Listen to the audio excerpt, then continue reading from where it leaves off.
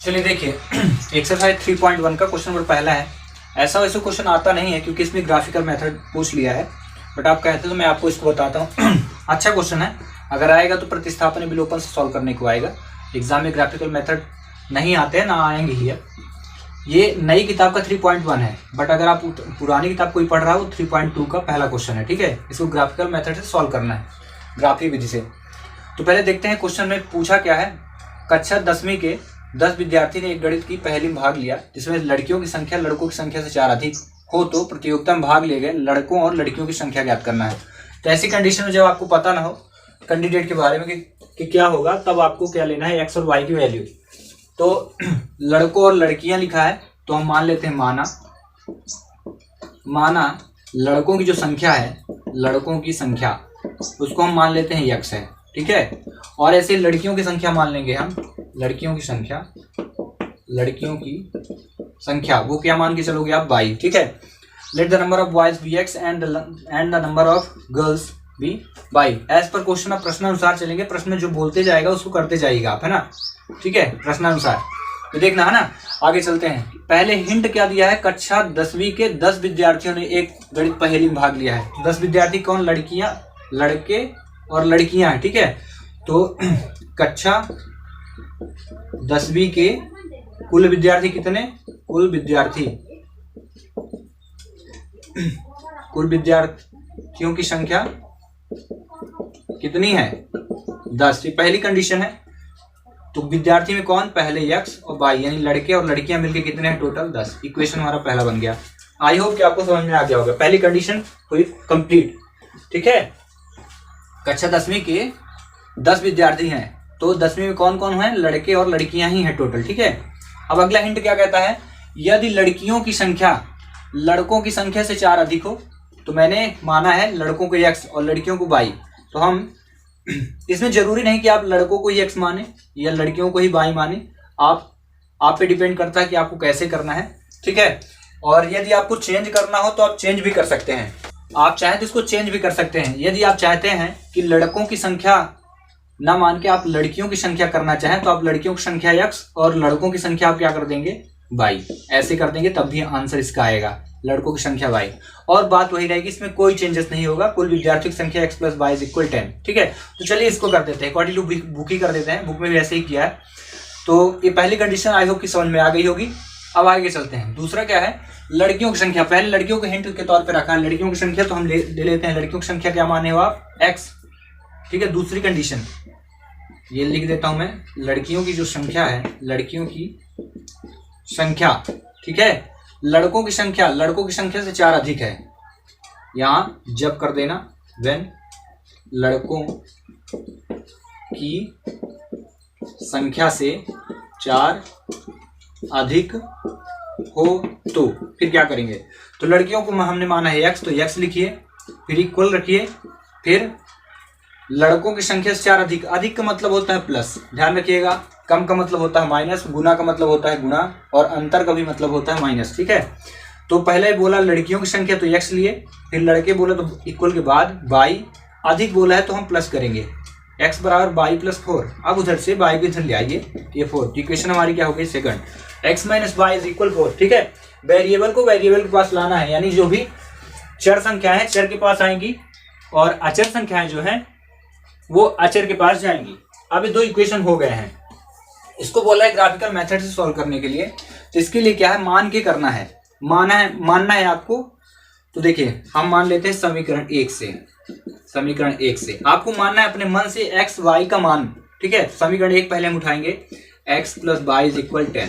अब इसमें मानता हूं जब, माना एक्स बराबर ले लेता हूं मैं 5, 6, 7। आप भी आपका जो मन हो वो ले लें, आंसर आएगा। मैं मान के चलता हूं कि माना एक्स का मान क्या रखना, 5, 6 और 7, 5, 6, 7। तो जब आप एक्स की जगह 5 रखेंगे, पहली कंडीशन जब, ठीक है, जब एक्स इज इक्वल क्या रखने वाले हैं आप, 5। ठीक है, आपके इसमें ग्राफिकल मेथड में यही रहता है, वैल्यू लेट करते हैं, मानते हैं कि ऐसा मान के चलते हैं। ठीक है, तो वैल्यू लेट कर रहा हूं मैं।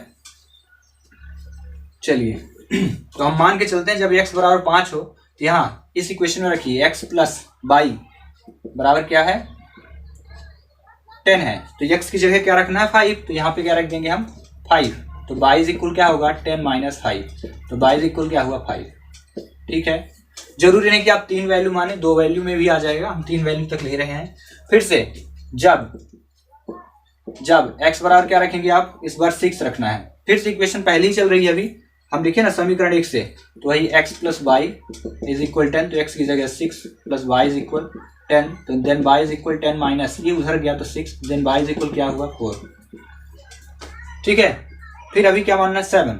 फिर से जब x इज इक्वल क्या ले रहे हैं आप 7, फिर से समीकरण वही x plus y is equal 10, तो x की जगह 7 रखिए plus y is equal 10, then y is equal 10, ये उधर गया तो सब्ट्रैक्ट हुआ, देन y इज इक्वल क्या आया 3।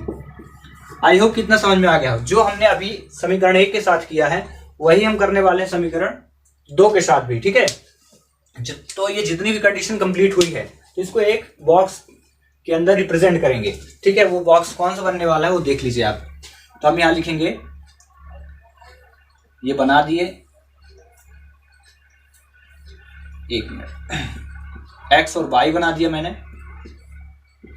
x की वैल्यू हमने क्या रखा था 5 6 7, तो हम पहले 5 लिख लिए, फिर 6 लिख लिए और फिर 7।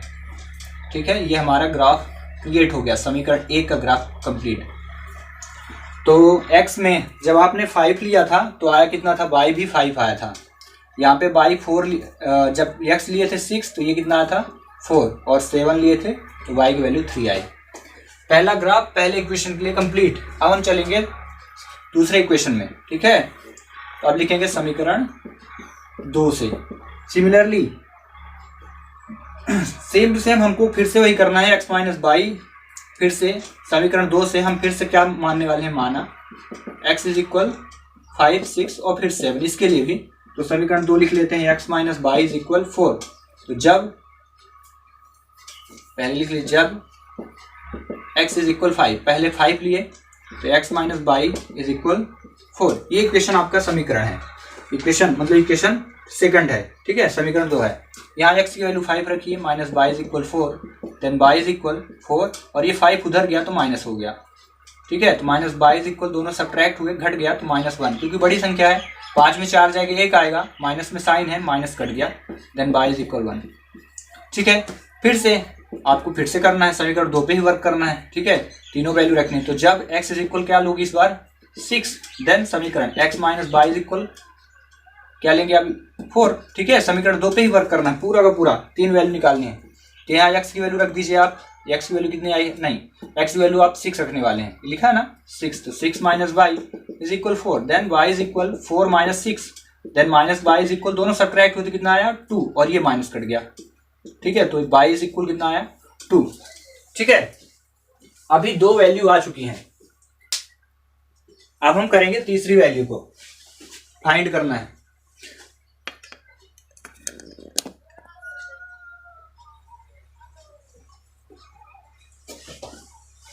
तो चलिए 2 वैल्यू तक हुआ कंप्लीट। यहाँ ध्यान रखिएगा, जैसे ये क्या था, यहाँ पे माइनस वाई रहेगा, 6 उधर चला जाएगा, दोनों सब्ट्रैक्ट हो जाएंगे। जैसे ही सब्ट्रैक्ट होंगे तो 6 में 4 जाएगा तो -2 आएगा, और माइनस से माइनस सब्ट्रैक्ट हो तो कितना आया +2 आ गया। अब हम निकालने वाले हैं लास्ट वैल्यू। लास्ट वैल्यू क्या होगी, फिर से जब कितना रखना है, यहाँ पे ये ध्यान रखना है, x इज इक्वल 7, तो समीकरण वही 2 लेना है, x minus y is equal 4, तो 7 minus y is equal 4, minus y is equal 4 minus 7, इस प्लस में था माइनस गया, तो माइनस वाई इज इक्वल क्या हुआ -3, 7 4 3, और माइनस माइनस फिर से कट गया, y की वैल्यू 3। अब लास्ट में अतः लिखिएगा, हेंस ये बॉक्स फिर से आपको क्रिएट करना है इक्वेशन सेकंड के लिए। x और y की वैल्यू, 3 वैल्यू लिए थे 5 6 और 7, तो 5 जो है 5 जब आपने रखा, ये देखिए 5 आपने रखा तो गेट क्या हुआ, y की वैल्यू 1। फिर से जब आपने 6 रखा तो गेट क्या हुआ, y इज इक्वल 2। अगेन आपने जब पुट किया x इज इक्वल 7 तो आपने क्या गेट किया 3। ठीक है, ये 2 बॉक्सेस कंप्लीट हो गए हैं, वैल्यू आ चुकी है। अब इनको कहाँ में रिप्रेजेंट करना है, एक ग्राफ में रिप्रेजेंट करना है। ठीक है, क्योंकि क्वेश्चन ग्राफ के थ्रू है इसीलिए मैं इसको ग्राफ में बता रहा हूं। अगर इसको ग्राफ से ना करना होता तो एलिमिनेट या मैं सब्स्टिट्यूशन मेथड से इसको सॉल्व कर देता, कुछ ही पलों में आंसर आ जाता, बट ग्राफ से ही करना है। तो चलिए करते हैं आगे, है ना। कोऑर्डिनेट ज्योमेट्री, निर्देशांक ज्यामिति में ग्राफ था, उसी को यहाँ पे मैं रिप्रेजेंट करके दिखा रहा हूँ। ठीक है, ये आपका ग्राफ हो गया, क्वाड्रेंट है, 4 क्वाड्रेंट रहेंगे। थोड़ी और अंदर से बना देता हूँ। ये यहाँ पे x रहेगा तो यहाँ x डैश रहेगा, ये y डैश। ठीक है, ये फर्स्ट क्वाड्रेंट होता है। फर्स्ट क्वाड्रेंट में साइन जो होते हैं प्लस प्लस रहते हैं। ठीक है, प्लस प्लस का मतलब है x y दोनों प्लस में रहेंगे। ये सेकंड क्वाड्रेंट है, द्वितीय चतुर्थांश है, और द्वितीय चतुर्थांश में x और y की वैल्यू एक माइनस में तो दूसरी प्लस में रखना है। और ये मैं बता देता हूँ यहाँ पे, है ना, ये ओरिजिन है, मूल बिंदु के निर्देशांक 0 0 खाली स्थान में आता है, काफी बार पूछा गया है। यहाँ 1 2 3 4 5 हम देखेंगे कितने तक रखने हैं। तो ग्राफ में देखिए x की वैल्यू 7 है, 7 तक जाइए, y में चल जाएगा। तो थोड़ा और बड़ा ग्राफ करने वाले हैं, ये 6 7 8 तक बना दिए। ठीक है, ऐसे इस ग्राफ को थोड़ा सा बाहर तक करेंगे, -1 -2 -3 -4 -6 -7 और ये -8 हो गया। ठीक है, अब बाई पे देख लेना है। बाई पे 1 2 3 4 5 6 7 और बढ़ा दीजिए 8। ठीक है, और यहाँ पे भी इस ग्राफ को भी ड्रॉ करिए आप, -1 -2 -3 -4 -5 -6 और -7 -8। यहाँ 8 तक गए थे तो 8 तक यहाँ भी कर लिए हैं। ठीक है, छोटा बड़ा नहीं करिएगा, बाई को आप बड़ा बना लीजिए लेकिन x को बड़ा नहीं करिएगा। ठीक है, तो देखिए फर्स्ट क्वाड्रेंट में प्लस प्लस, ये दोनों साइन देखो, दोनों नंबर प्लस में दिख रहे हैं। सेकंड क्वाड्रेंट में आए द्वितीय चतुर्थांश में, तो देखो ये जो x डैश है, x माइनस में दिख रहा, लेकिन यहाँ बाई डैश जो है, बाई की वैल्यू किसमें है, प्लस में, इसलिए माइनस और प्लस द्वितीय चतुर्थांश होता है। अगेन आप देखेंगे ये तृतीय चतुर्थांश है, थर्ड क्वाड्रेंट, इसमें क्या होगा, x और y की वैल्यू आप देखोगे तो x माइनस में दिख रहा और y भी क्या है में दिख रहा, ये देखो y काहे में है, माइनस में। ठीक है, दोनों ही माइनस में रहते हैं। ठीक है, और यहाँ पे आप फोर्थ क्वाड्रेंट में आ जाइए। फोर्थ क्वाड्रेंट आप देख रहे हैं तो पहले x देखिए फिर y, तो x आप ये देखिए, ये x है, x किस में है, प्लस साइन में है, और y किस में है, माइनस साइन में है। ठीक है, इसी में भुज और कोट भी आता है, तो याद रखना है, एग्जाम में पूछता है हमेशा, y को क्या बोलते हैं, कोट, यानी y की जो वैल्यू होती है कोट, और जो x की वैल्यू होती है उसको भुज बोलते हैं। ठीक है, जैसे मान लीजिए 3 और 4 लिखा है तो इसमें भुज क्या होगा, तो y x y, तो ये कोट कितनी हो जाएगी, 4, और भुज कितना होगा, 3। ये याद रखना, खाली स्थान में मैक्सिमम टाइम पूछा गया, 9 में तो पूछा ही गया, 10th में भी अब ऑब्जेक्टिव पूछ सकता है। चलिए, अब ये तो हमारा ग्राफ बन चुका है और इसको रिप्रेजेंट करना है। तो देखो इधर पहले में देखो, ये पूरा पूरा पॉजिटिव टर्म है, पूरा प्लस में है, ये भी प्लस में है, तो इसका श्योर है पूरा ग्राफ यहाँ बनने वाला है, किसी क्वाड्रेंट में नहीं आया, क्योंकि ये देखो पूरा प्लस में है। तो पहले में बोला है x में 5 ले लो, तो ये x में 5 ले लिया आपने, तो y में भी कितना लेना है, 5 लेना है, तो ये y में 5 पहला ड्रॉ हो चुका है। जितना बोला है उतना कर दो। ठीक है, x भी 5 और y भी 5, स्केल से करना और ज़्यादा अच्छा आएगा। ठीक है, यहाँ पे लिख देता हूँ first quadrant x y plus n plus. ठीक है, दूसरा क्या बोला है, 6 और 4, तो 6 किस में, x पे 6 लेना, तो y पे कहाँ जाना है आपको, 4 पे जाना है। ये आपका बन गया, पहला क्या था 5 5 और दूसरा क्या है 6 4, x बाई याद रखना, x बाई, ये नहीं कि बाई x कर दो उल्टा हो जाए ना। तीसरा पे 7 3, x पे 7 है, ये x पे 7 जाना, y पे 3, ये 7 हुआ, और y पे यहाँ पे आना है, 3 पे आना है। ठीक है, ये आपका ग्राफ ऐसे जाएगा और ये आ गया, तो यहाँ क्या लिखोगे आप, 7 और 3। ठीक है, ये इक्वेशन पहली रिप्रेजेंट हो चुकी है। अब हम करने वाले हैं इक्वेशन सेकंड को रिप्रेजेंट। तो इक्वेशन सेकंड में x पे 5 और y पे 1 है, x पे 5 है और y पे 1, ये आपका गया, यहाँ पे बन गया 5 और 1। दूसरा है 6 और 2, तो ये 6 है और ये 2 है, यहाँ पे ग्राफ गया, ये बन गया 6 और 2। एक ये बना है यहाँ पे और एक यहाँ बन गया 6 2, और लास्ट है 7 से 3, 7 से वही 3, ये तो दोनों में देख रहे हो 7 3 पे लाइन क्या कर रही है, इंटरसेक्ट कर रही है, यानी क्या कर दी, दोनों को काट रही है। ये जो 7-3 है ना, पहला भी क्वाड्रेंट कहा जाए कि पहला जो समीकरण वो भी 7-3 पे बन रहा और दूसरा भी समीकरण कहाँ पे बन रहा, 7-3 पे। तो जब दो इक्वेशन आपस में इंटरसेक्ट करते हैं तो उसको कहते हैं इंटरसेक्टिंग लाइन। तो यही क्या होगा, ये जो पॉइंट है ना, इंटरसेक्ट है एक दूसरे पे। जब पूरा का पूरा ग्राफ ड्रॉ हो जाएगा तो आप देखिएगा इसके पॉइंट को लोकेट करना है आपको। कहाँ से, वो पॉइंट को, ये देखो, ये पॉइंट स्केल ले लेना आप, और स्केल से ये स्केल में कॉमन पॉइंट क्या मिल रहे हैं, ये तीनों, ठीक है ना, ये तीनों पॉइंट। तो यहाँ से आप ऐसे ड्रॉ करना, सीधी रेखा बिल्कुल, ठीक है, ऐसे जाने देना, इस रेखा को निकल जाने देना, ठीक है। फिर इसकी पॉइंट देखो, यहाँ से चलेंगे, जो तीनों पॉइंट मिलेंगे तो आप यहाँ से इसको ले जाना, ये गया ना, ये। तो आप देख रहे हो कि दोनों ही लाइन कहाँ पे इंटरसेक्ट कर रही हैं, यहाँ के दोनों ही ग्राफ की लाइन यहाँ पे, ठीक है। सिर्फ इकलौता ऐसा पॉइंट 7-3 है जहाँ पे दोनों पॉइंट आके कनेक्ट इंटरसेक्ट कर रही, काट रही हैं। यानी x की वैल्यू क्या हो गई हमारी, ये 7, और y की वैल्यू क्या हो जाएगी 3। तो x क्या हमने माना था, लड़कियों की संख्या, अतः आप लिखेंगे लास्ट में, अतः लड़कियों की संख्या 7 और लड़कों की संख्या, अतः आप लास्ट में लिख देना यहाँ पे, ठीक है। यहाँ पे मैं लिख देता हूँ, यहाँ पे लिख देता हूँ, ठीक है। अतः लास्ट में आप को लिखना आता है लड़कियों की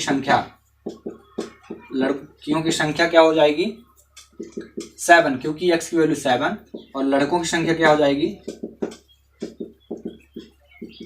= 3 रखना।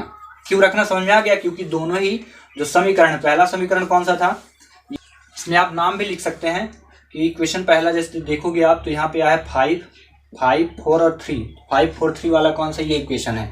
तो आप लिख देंगे ये x + y = 10, और ये वाले में आप देखोगे तो x क्वाड्रेंट पे है, तो यहाँ पे x पे क्या रहा, ये आपका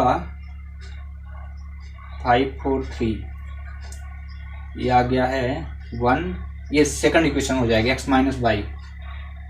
तो ये आप कहाँ पे रख दोगे, यहाँ पे रख देना, y = 4, ठीक है।